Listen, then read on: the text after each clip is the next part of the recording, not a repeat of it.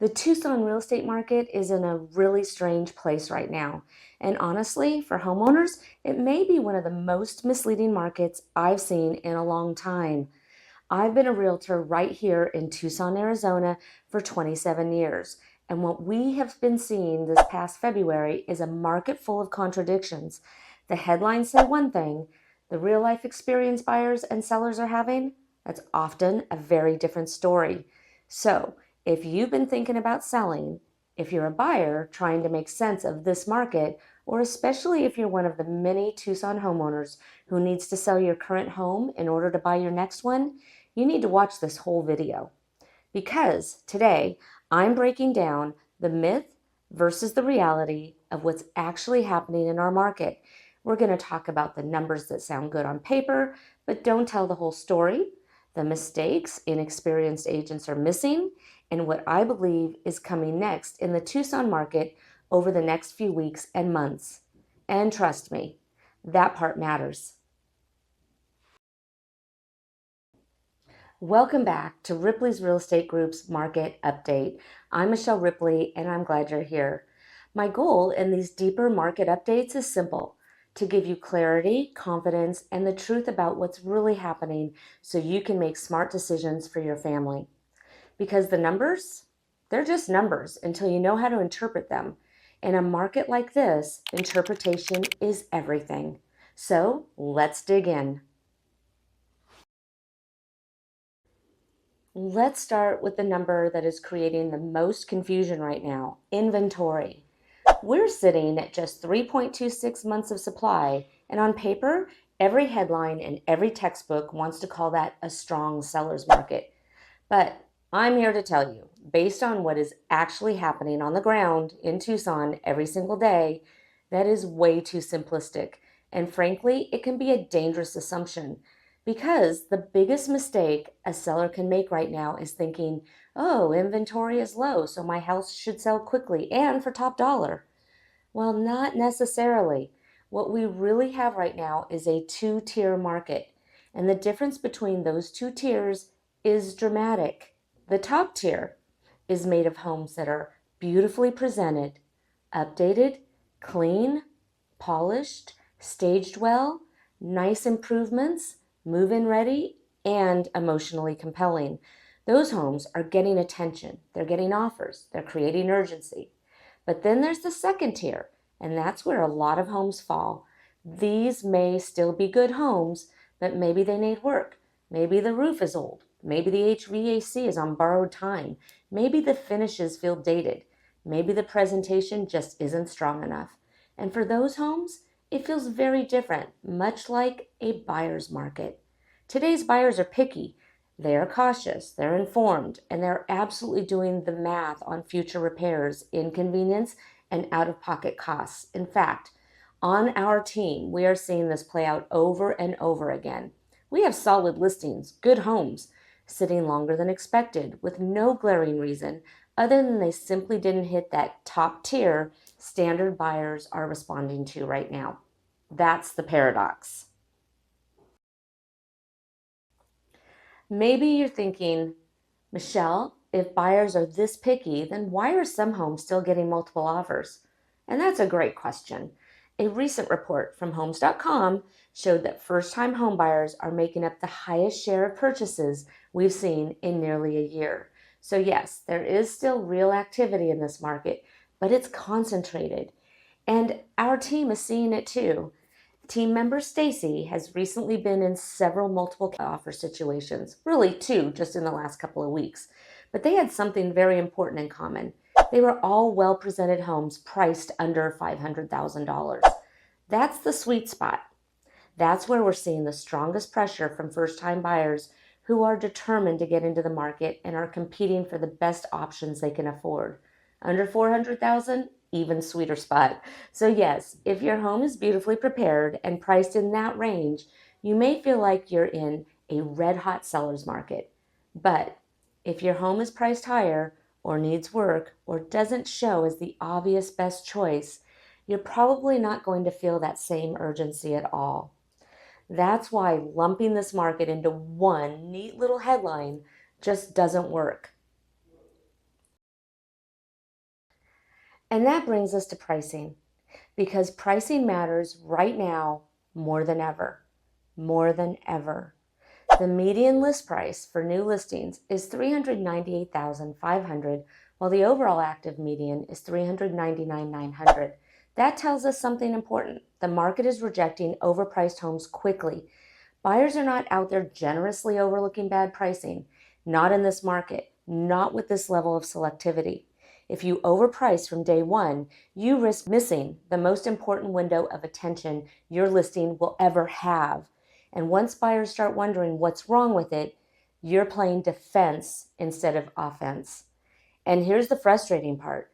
Many sellers end up getting less in the end because they started too high. Pricing correctly from the beginning is one of the best ways to help your home compete as if it belongs in that top tier.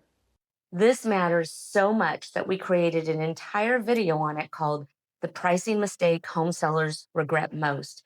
If you're even thinking about selling, I highly recommend you watch that next. We'll link it here on the screen and in the description below. Now, let's talk about sold prices, because this is where a lot of people get misled. The median sold price is $375,000 and the sold to list ratio is 98.41%. And at first glance, that sounds pretty strong. And technically, it is.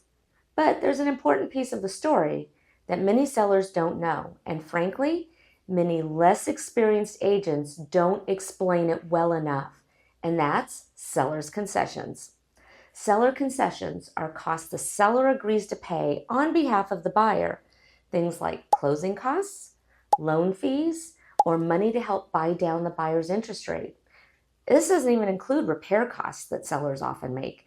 These can easily range from 1% to 5% of the sales price, and they're not always obvious when people are casually looking at the numbers. They're not made public record.